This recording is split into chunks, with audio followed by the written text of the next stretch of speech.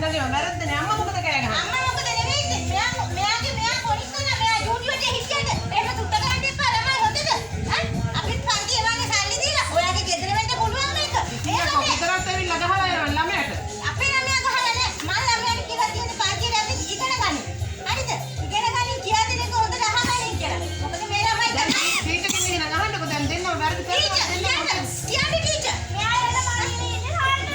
මම දැන් කඩේ යනකොට මේ අතනින් බලන්න ගියේ මේ දරුපැටියත් එක්ක යනකොට මේ මම දැක්කා. මගේ ළමයා කියන්නේ දැක්කේ නෑ ටීචර්.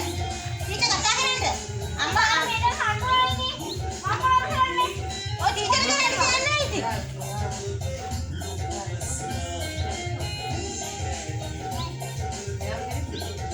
දෙන්නම දැන් පොලිස් තානාවේ දෙන්නම දැන් පිළිගන්න ඕනේ මේ වැරද්ද. දෙන්නම වැරද්ද පිළිගන්නවද? වැරදි පිළිගන්නවද? මේක පස්සේ එයාත් ගහලානේ දැන් මේ පුතා කියනවනේ මෙයා ගහලා දෙන්නම ගහලා. යකෝ ගෙදරත් ඇවිල්ලා මේක ගහගන්න. ඉස්සරම මෙයාගේ ගෙදර හිටා මෙයා පොලිස් තානාවට කියනවා. කවුද ගහන්නේ අම්මා? කවුද ගහන්නේ? එයා කියනවා මෙයා දැන් දෙන්නම ගහගන්න. අපි ප්‍රාසෙවලා අපි බලන්නේ මේ හැටට වැඩදායි පුත්තලු කරන්න. දැන් මම ගහගත්තම හරියනවද? මම මේ මහ මිනිස්සු වගේ ඔය මිනිස්සු තමයි හිරගෙවල් වල තපින්නේ. තේරුණාද? ඔය දරුවෝ තමයි අම්මා. අද පාර්ලිමේන්තුවේ ගිහිල්ලා හඩක් වගේ හැදිරෙන්නේ. ඒව තේරුම් ගන්න. අපි රටේ වැඩදායි පුත්තලු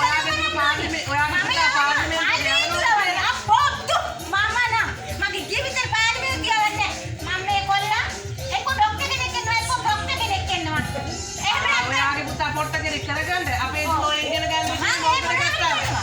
හරි කමන්නේ. ඔයාගේ ගෙදර ඊට පස්සේ ගහන්න ඉන්න තියන්න හොඳද? මම සල්ලි දීලා දීලානේ උගන්වන්නේ. ඉතින් මම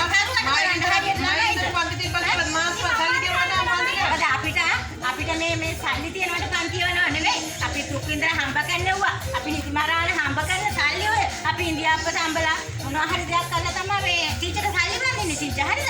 ටීචර් ළමයි ගැන ඇහ ගහගෙන ඉන්න. කොටුවක් තියාගන්න ළඟ ටීචර්.